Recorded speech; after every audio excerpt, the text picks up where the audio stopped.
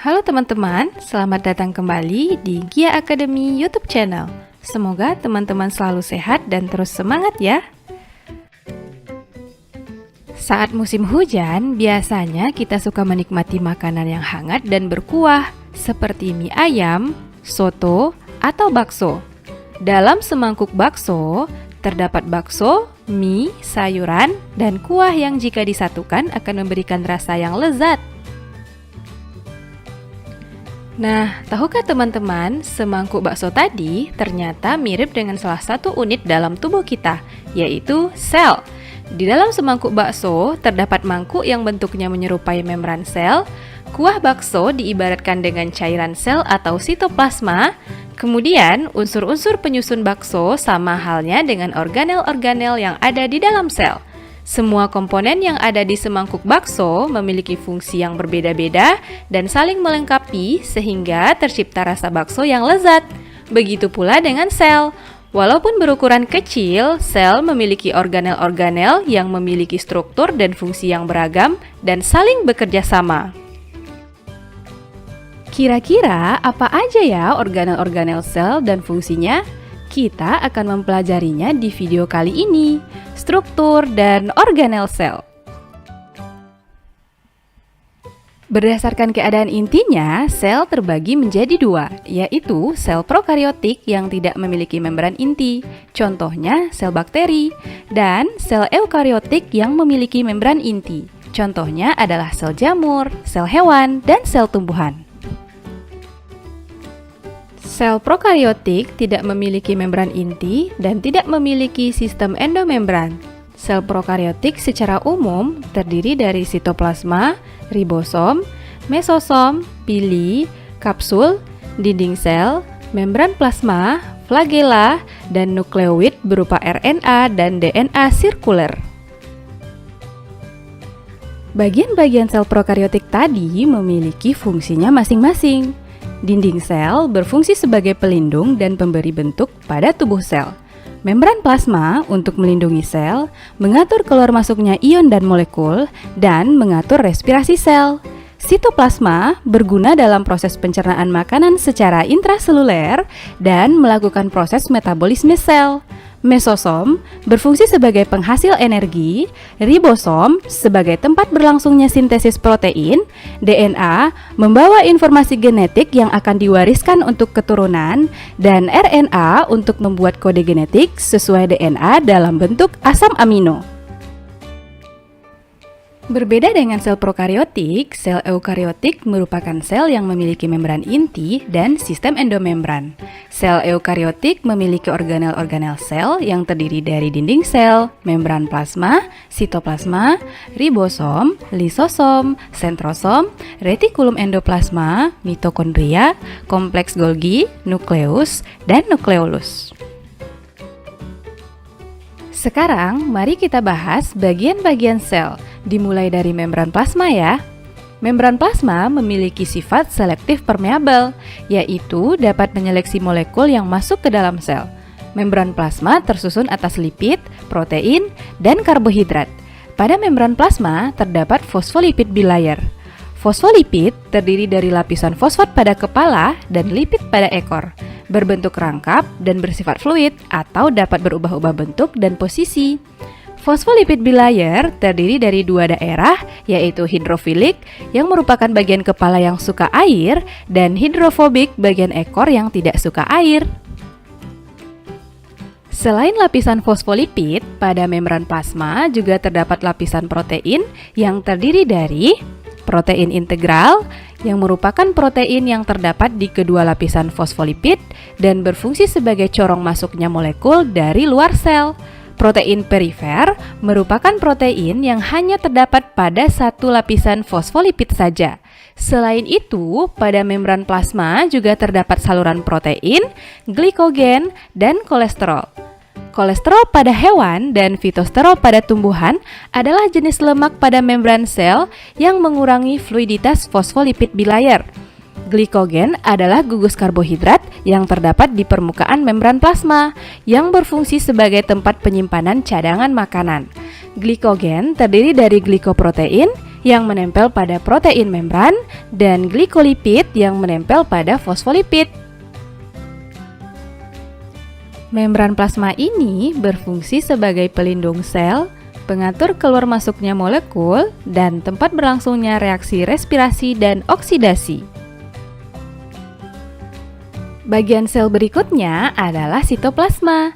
Sitoplasma memiliki sifat yang mampu mengenali dan menghantarkan rangsangan.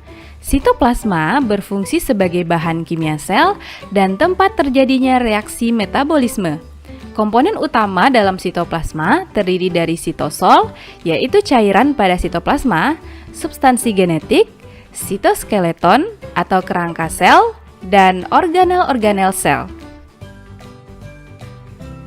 Selanjutnya, kita akan membahas organel-organel sel yang menempel pada sitoplasma. Organel pertama adalah nukleus atau inti sel. Nukleus terdiri dari membran inti, nukleoplasma, nukleolus, dan kromatin. Membran inti adalah lapisan terluar inti sel yang terdapat pada organisme eukariotik. Membran inti memiliki pori-pori yang kecil yang berfungsi sebagai tempat keluar masuknya zat dan melindungi kromosom agar tidak bercampur dengan molekul besar dari sitoplasma. Nukleoplasma adalah cairan yang terdapat dalam inti sel. Nukleolus adalah anak inti sel yang berfungsi sebagai tempat sintesis RNA. Kromatin adalah bagian inti sel yang menjadi tempat kromosom. Nukleus berfungsi mengatur pembelahan sel, mengendalikan seluruh kegiatan sel, membawa informasi genetik, replikasi DNA, dan sintesis protein. Organel berikutnya, retikulum endoplasma. RE merupakan penghubung membran inti, ribosom, dan badan Golgi yang berbentuk kantung pipih yang memenuhi sebagian sitoplasma. Retikulum endoplasma ada dua macam, yaitu RE halus dan RE kasar. Retikulum endoplasma halus adalah RE yang tidak memiliki ribosom, letaknya jauh dari membran inti. Fungsi dari RE halus adalah sebagai tempat sintesis lemak untuk hormon, metabolisme karbohidrat, penyimpanan kalsium, dan detoksifikasi racun. Retikulum endoplasma kasar adalah RE yang memiliki ribosom. Letaknya kebanyakan dekat dari membran inti. Fungsinya adalah untuk mensintesis protein bersama ribosom yang akan digunakan di membran atau di luar sel. Jadi, secara umum, fungsi RE adalah menyintesis lemak dan kolesterol sebagai alat transportasi antar molekul, menetralkan racun, dan menampung protein yang disintesis oleh ribosom yang terdapat di RE kasar. Selanjutnya, ribosom. Ribosom merupakan unit gabungan protein dengan RNA.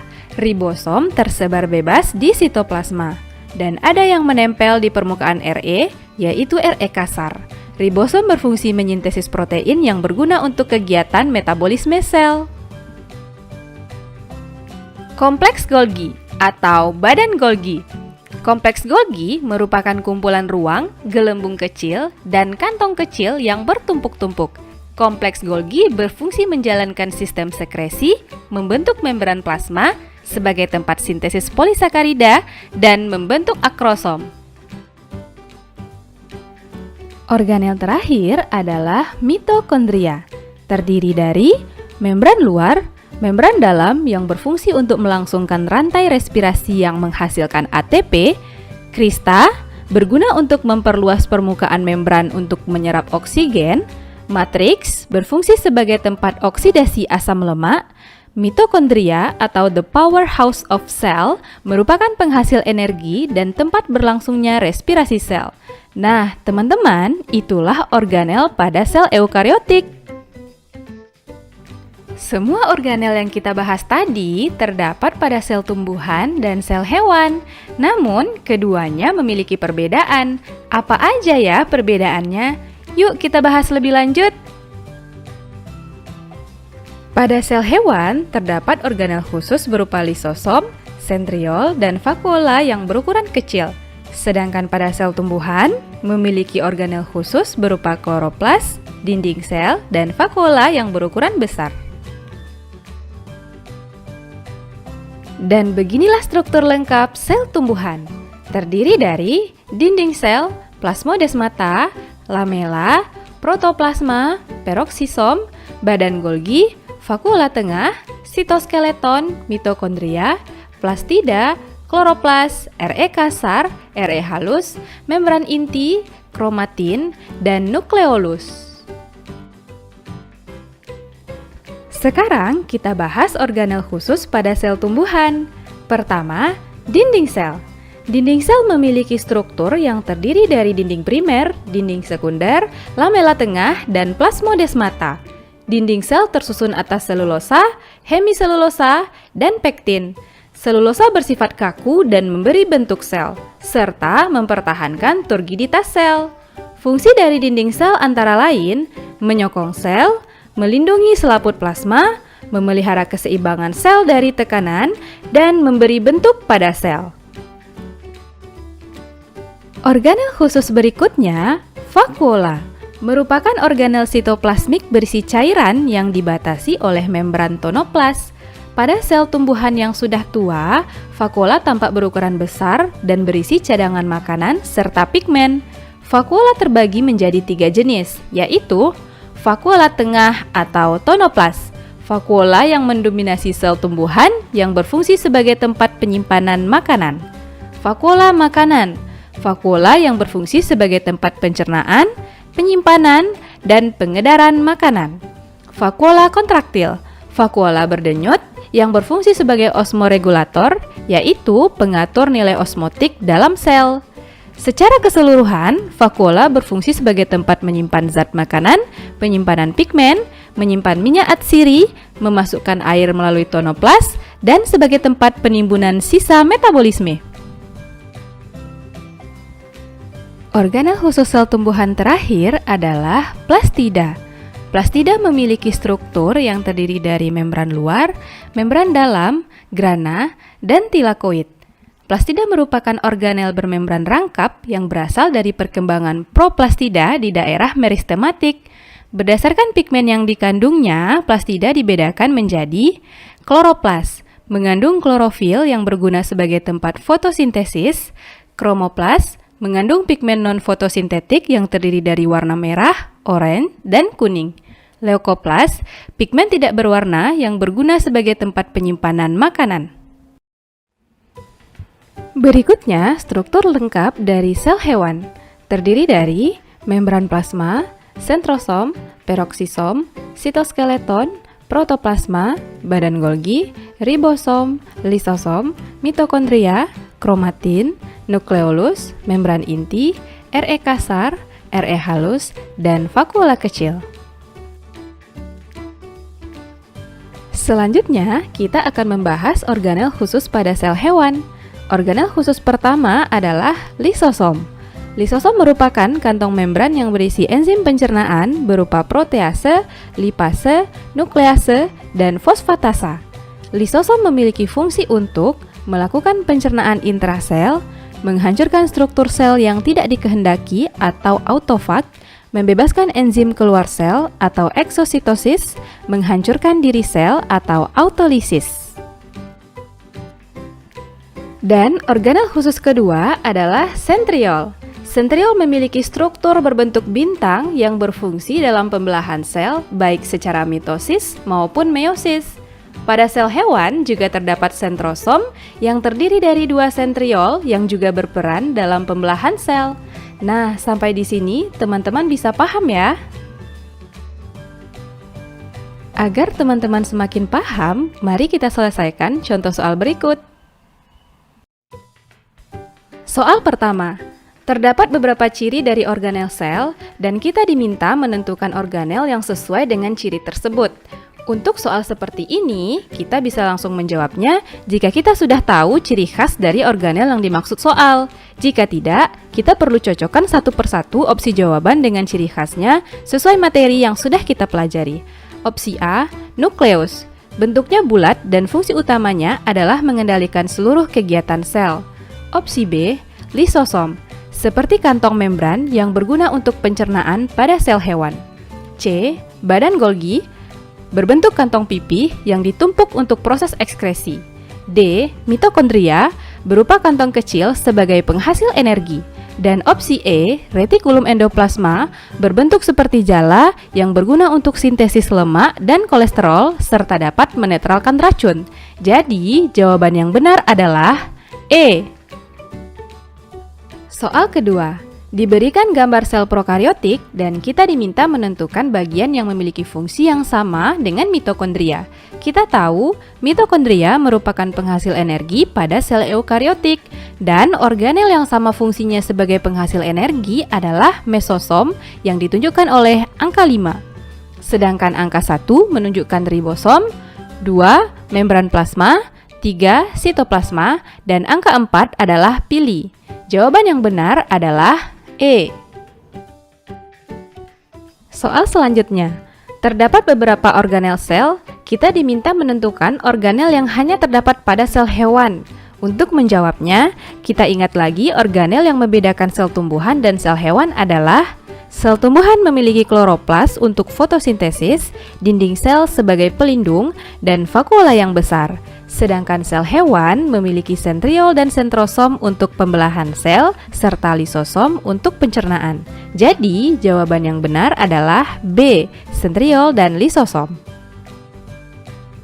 Soal keempat, diberikan gambar sel hewan dan kita diminta menentukan nama dan fungsi organel yang ditunjukkan oleh huruf X.